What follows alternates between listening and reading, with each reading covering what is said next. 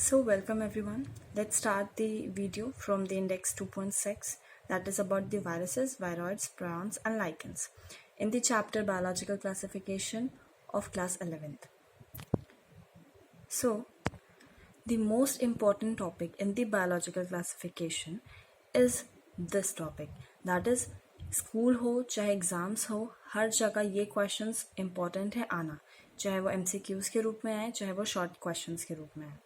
सो इनके first topic में उन्होंने पैराग्राफ में उन्होंने यही समझाने की कोशिश की है कि 5 किंगडम क्लासिफिकेशन जो विटेकर ने दिया था उसमें उन्होंने असेलुलर ऑर्गेनिजम्स जैसे कि वायरसेस हो गए, वायरॉइड्स हो गए, प्रायॉन्स हो गए और लाइकेंस, इसके बारे में कुछ इंट्रोडक्शन नहीं दिया था.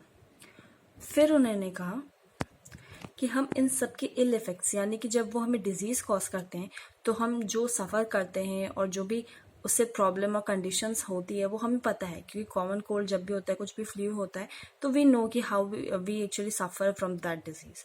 बट फिर उन्होंने समझाया कि वायरस एक्चुअली क्लासिफिकेशन में कोई जगह क्यों नहीं बना पाया, क्योंकि उसे ट्रूली लिविंग यानी कि कंसिडर ही नहीं किया जाता है कि वो लिविंग है. क्यों नहीं है? क्योंकि जनरली एक फीचर है, क्योंकि फर्स्ट चैप्टर में हमने देखा ही था कि सेलुलर स्ट्रक्चर तो होना चाहिए, क्योंकि ये नॉन सेलुलर ऑर्गेनिजम्स होते हैं. इस वजह से इनको किसी भी क्लासिफिकेशन मतलब 5 किंगडम क्लासिफिकेशन में किसी भी जगह नहीं रखा गया है. यानी कि जब ये बाहर रहते हैं किसी लिविंग सेल से, यानी कि होस्ट के जब भी वो बाहर रहते हैं तो एक इनर्ट क्रिस्टलाइन स्ट्रक्चर बनाते हैं. इनर्ट यानी कि उस पर कोई असर ही ना हो और वो हमें लगेगा ही नहीं कि वो लिविंग है. बट जैसे वो होस्ट सेल में इंट्रोड्यूस होते हैं, जब भी इन्फेक्ट करना शुरू करते हैं तो वो हमें समझ में आता है कि उनके इल इफेक्ट्स क्या हैं और कैसे वो हमें डिजीज़ कॉज करते हैं. फिर नेक्स्ट पेज में बेसिकली वायरस का नेम हो गया या फिर इन्फेक्शियस लिविंग फ्लूइड हो गया या फिर उनके क्रिस्टलाइन स्ट्रक्चर्स के बारे में कि किससे कंसिस्ट होता है प्रोटीन्स, इन सबको बेसिकली इस पेज के फर्स्ट पैराग्राफ में बेसिकली साइंटिस्ट के ज़्यादा नाम है और उससे याद करना है कि वो कितना बेसिकली उन्होंने क्या किया था. तो उसके लिए इतना इम्पोर्टेंटली है क्योंकि ये तो इससे बेटर है कि ऐसे, क्योंकि आप हमेशा कंफ्यूज होते रहोगे तो इट्स बेटर कि you make a chart like this, जिससे कि आपको ये हमेशा याद रहे. जैसे कि for example first one is Pasteur D J Ivanowsky that termed virus और venom. Then Beijerinck stated about the infectious virus fluid, and Stanley told about the viruses could be crystallized and that crystals are made up of proteins. So this was that in the first paragraph of this page.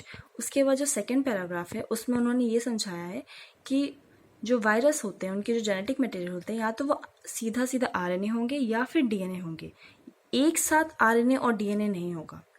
तो उसके बाद उन्होंने कुछ ऐसे बताया कि जो plants को जो भी इन्फेक्शन वायरस कॉज करते हैं वो बेसिकली सिंगल स्ट्रैंडेड आरएनए होते हैं और जो एनिमल्स को डिजीजेस कॉज करते हैं वो या तो सिंगल स्ट्रैंडेड या डबल स्ट्रैंडेड आरएनए होते हैं या डबल स्ट्रैंडेड डीएनए सिर्फ होते हैं. फिर जो नेक्स्ट लाइन है वो है बैक्टीरियोफेजेस के बारे में. Bacteriophages would be very important for you in the class 12th chapter of genetics, और जो भी खोज बताया जाएगा उसमें रेप्लिकेशन कैसे होता है और ये सब, उसमें बैक्टीरियोफेजेस का इम्पॉर्टेंस है. तो ये चीज़ आपको याद रखना पड़ेगा कि बैक्टीरियोफेजेस मीन्स कि viruses that infect the bacteria is known as bacteriophages. So उनके पास basically double standard DNA viruses होते हैं. फिर उन्हें प्रोटीन कोड के बारे में बताया है कि जो प्रोटीन कोड होता है वो कैप्सिड होता है और उनका स्मॉल सब यूनिट यानी कि वो कैप्सोमियर से मिलकर बने होते हैं और उनका फंक्शन होता है न्यूक्लिक एसिड को प्रोटेक्ट करना. और जो कैप्सोमियर्स होते हैं वो अरेंज कैसे होते हैं ये भी अरेंजमेंट बताया कि ज्योमेट्रिक फॉर्म, पॉलीहेड्रल या हेलिकल स्ट्रक्चर्स में फॉर्म होते हैं. इसका डायग्राम भी है ऊपर TMV का दिया हुआ है, so you can understand from that. फिर उसके बाद उन्होंने यही बताया कि क्या क्या वायरसेस कॉज करते हैं डिजीजेस जो एनिमल्स में चाहे प्लांट्स में. फिर द नेक्स्ट जो वर्ड है वो है विरॉइड्स. विरॉइड्स के डाइनर ने जो है वो बताया था कि एक न्यू इन्फेक्शियस एजेंट है जो कि वायरस से भी छोटा है और कॉज करता है पोटैटो स्पिंडल ट्यूबर डिजीज. यानी कि प्लांट्स में एक डिजीज कॉज किया था पोटैटो में उसने ये डिजीज, और ये बताया गया था कि वो वायरस से भी छोटा है और ये सिर्फ और सिर्फ फ्री आरएनए है इसके पास, यानी कि इसके पास कोई प्रोटीन कोड नहीं है जैसे कि वायरस के पास होता है और इसलिए इसका नाम वायरॉइड दिया गया. और जो आरएनए भी है वायरॉइड का वो भी बहुत ही कम मॉलिक्यूलर वेट का होता है. फिर the next one is prions. Prions is basically एक इन्फेक्शियस न्यूरोलॉजिकल डिजीज कॉज किया था, मॉडर्न मेडिसिन में ये जाना गया था, और ये ट्रांसमिट होता है एक एजेंट से जो कि एबनॉर्मली फोल्डेड प्रोटीन है, यानी कि सिर्फ और सिर्फ प्रोटीन, जबकि जो कि एबनॉर्मली फोल्डेड है, यानी कि अजीबोगरीब तरीके से फोल्डेड है।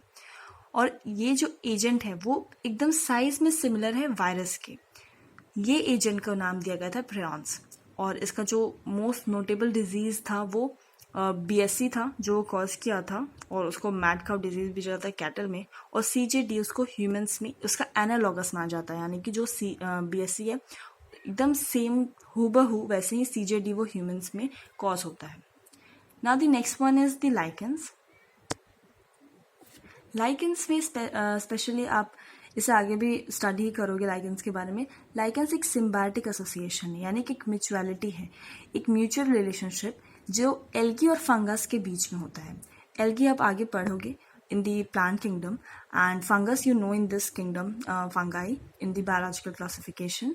एल्गल कंपोनेंट को फाइकोबैंड कहते हैं और फंगल कंपोनेंट को माइकोबैंड कहते हैं, ये आपको पता होना चाहिए। सो इसमें एल्गी जो है वो फोटोसिंथेटिक होता है और ये प्रिपेयर करता है फूड फंगस के लिए, और फंगस इसके बदले में वो उसे शेल्टर, मिनरल्स और वाटर एब्जॉर्ब करके एल्गी को देता है ताकि वो अपना फूड प्रिपेयर कर पाए। सो ये क्लोज एसोसिएशन है। और लाइकेन एक ऐसा है जो कि पॉल्यूशन इंडिकेटर भी है, यानी कि जो बहुत ही पॉल्यूटेड एरिया होगा वहाँ पे लाइकेन नहीं ग्रो करेगा, यानी कि जहाँ पे भी लाइकेन ग्रो कर रहा है वो बहुत ही कम पॉल्यूटेड, लेस पॉल्यूटेड, या कह लो कि पॉल्यूशन फ्री एरिया है। So this was all about this chapter, biological classification of class 11th। सो इस चैप्टर में हमने क्या देखा is the classification. Biological classification किस बेसिस पे था, क्यों किया गया, कितने सारे प्लांट्स और एनिमल्स थे तो उन्हें क्लासीफाई करना स्टडी करने के लिए इम्पॉर्टेंट था। फिर किस में क्लासीफाई किया गया, तो हमने इसमें विटेकर के सिस्टम को पढ़ा जो कि 5 किंगडम क्लासिफिकेशन था, है ना। तो वो मोनेरा था, प्रोटेस्ट था, fungi, Plantae and then Animalia. Then we have studied about the kingdom Monera, Protista and fungi. और बेसिकली एनिमल और प्लांटे जो किंगडम है वो फिर से प्लांटे किंगडम और एनिमल किंगडम चैप्टर 3 और 4 में एकदम ब्रीफली और ढंग से डिस्कस किया गया है। और फिर उसके बाद हमने वायरसेस, विरॉइड्स, प्रियॉन्स, लाइकेंस के बारे में स्टडी किया, और उसको देखा कि उसमें कितने सारे साइंटिस्ट के नेम थे, और उस साइंटिस्ट को नेम को याद करने के तरीके ऐसे कि आप पहले लिख लो उसको कहीं, ताकि उसको आप हमेशा के लिए याद रख सको, और हर बार ऐसे खोलने की ज़रूरत नहीं है NCERT और वापस से रिवाइज करने की ज़रूरत नहीं। अगर आप कंपटीशन एग्ज़ाम की तैयारी कर रहे हो तो इतना टाइम नहीं होगा कि हर चैप्टर को 4-5 बार आप हर बार भी पढ़ पाओ। तो जो उसके इंपॉर्टेंट पॉइंट्स होते हैं उस चीज़ को आपको हमेशा याद रखने के लिए इट्स मोस्ट इंपॉर्टेंट थिंग कि आप उसको कहीं लिख लो जो इसके बहुत ज़्यादा इंपॉर्टेंट है। अगर आप नोट्स बनाते हो तो बहुत अच्छी बात है, और नहीं भी बनाते हो तो ऐसा ज़रूर लिख लो ताकि उससे आपको हमेशा दिमाग में याद रहे। और अगर आप चाहते हो कि मैं किसी पर्टिकुलर टॉपिक पे आपके लिए सिर्फ वीडियो बनाऊँ तो आप मुझे लिख सकते हो कमेंट सेक्शन में, और मैं उस पर बना लूँगी। और अगर आपको किसी भी चीज़ का डाउट हो तो you can tell. And similarly हर चैप्टर को पढ़ने का एक तरीका होता है, तो इसको भी आप by writing these short notes, और सिर्फ उसको एक पूरे प्रोसेस को, जैसे कि 5 किंगडम क्लासिफिकेशन, तो पहला मोनेरा है, प्रोटेस्ट है, तो मोनेरा में क्या है क्या नहीं है, प्रोटेस्ट में क्या चीज़ है, वो यूनिसेलुलर है, क्या है वो हेटेरोट्रॉफिक है कि ऑटोट्रॉफिक है। इस चीज़ को ऐसे क्लासीफाई करके और लाइक टेबल चार्ट्स में भी बना के से आप ढंग से याद कर सकते हो। So this is all about this chapter. So thank you.